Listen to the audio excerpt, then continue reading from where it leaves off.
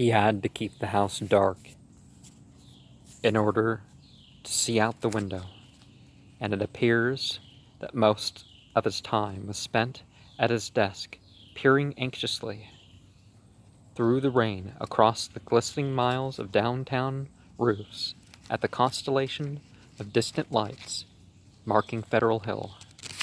Now and then, he would fumblingly make an entry in his diary, so that detached phrases such as "the lights must not go," "it knows where I am," "I must destroy it," and "it is calling to me, but perhaps it means no injury this time," are found scattered down two of the pages.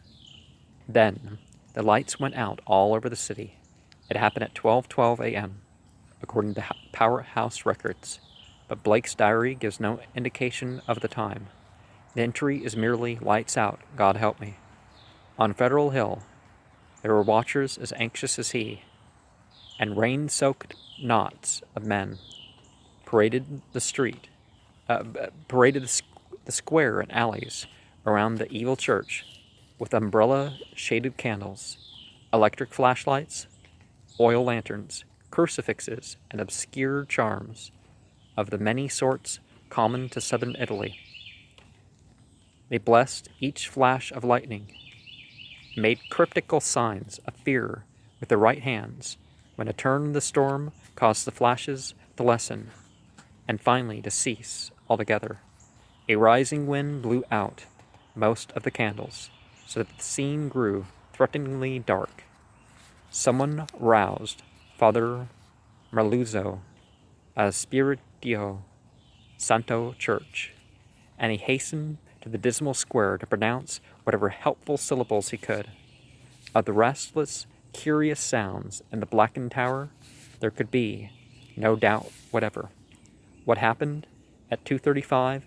We have the testimony of the priest, a young, intelligent, and well-educated person, a patrolman William J. Monahan of the Central Station, an officer of the highest reliability who had paused at that part of his beat to inspect the crowd, and of most of the 78 men who gathered around the church's high banked wall, especially those in the square where the eastward facade was visible. Of course, there is nothing which can be proved as being outside the order of nature. The possible causes of such an event are many. No one can speak with certainty of the obscure chemical processes arising in a vast, ancient, ill-aired, and long-deserted building of heterogeneous contents.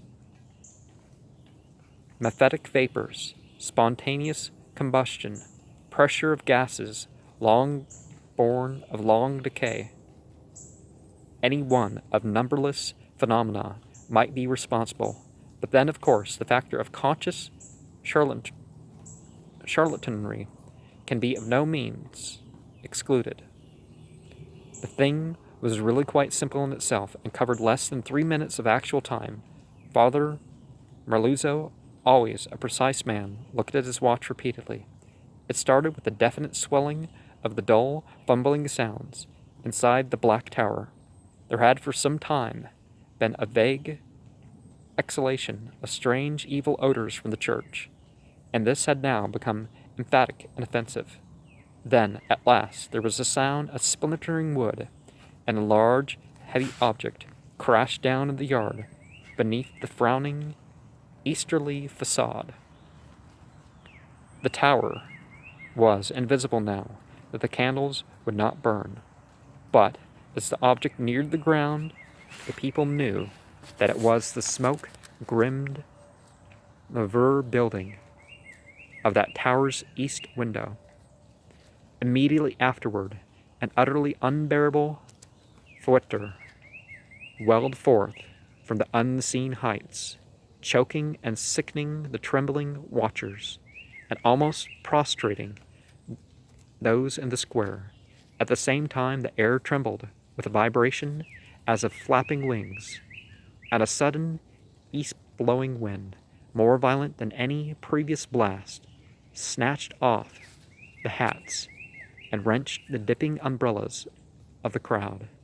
Nothing definite could be seen in the candleless light, though some upward-looking spectators thought they glimpsed a great spreading blur of denser blackness against the inky sky, something like a formless cloud of smoke that shot with meteor-like speed toward the east. That was all. The watchers were half numbed with fright, awe, and discomfort, and scarcely knew what to do, or whether to do anything at all. Not knowing what had happened, they did not relax their vigil, and a moment later they sent up a prayer as a sharp blast of belated lightning, followed by an ear-splitting crash of sound, rent the flooded heavens.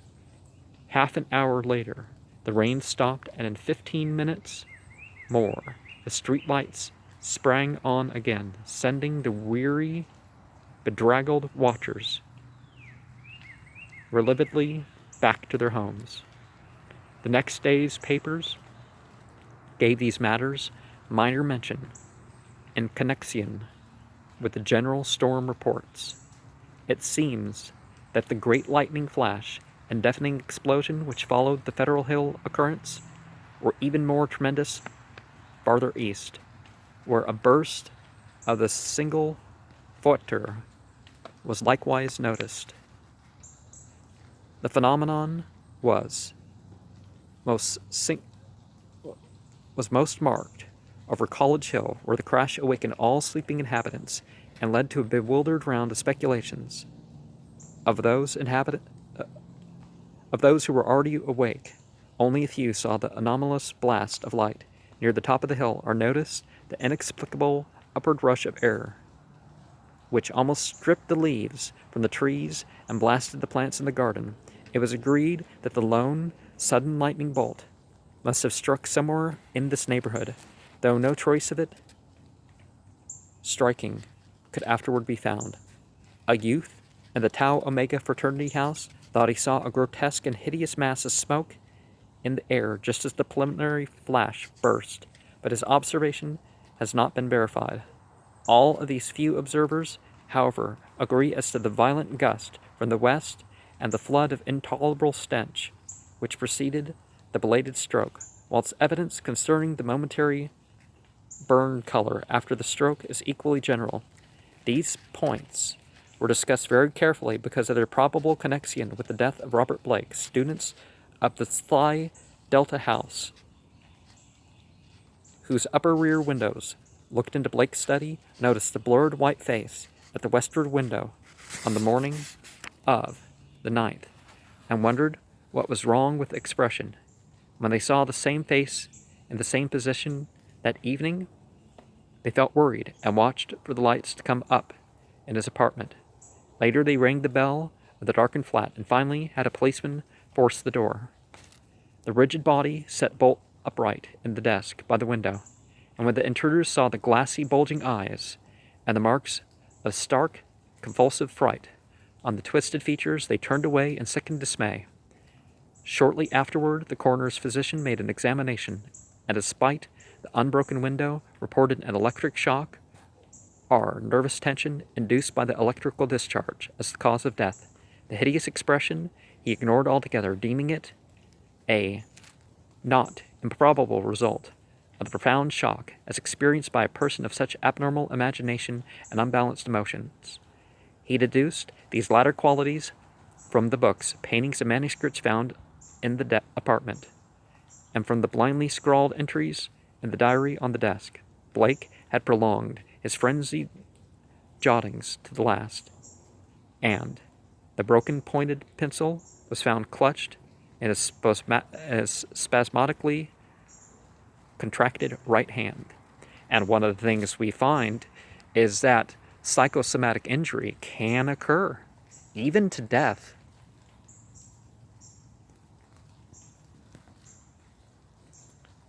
The entries after the failure of lights were hardly disjointed and legible only in part. For them, certain investigators have drawn conclusions differing greatly from the materialistic official verdict, but such speculations have little chance for belief among the conservatives. The case for these imaginative theorists has not been helped out by the action of the superstitious Dr. Dexter, who threw the curious box, an angled stone, an object certainly self-luminous, as seen in the black windowless steeple where it was found, into the deepest channel of the Narragansett Bay.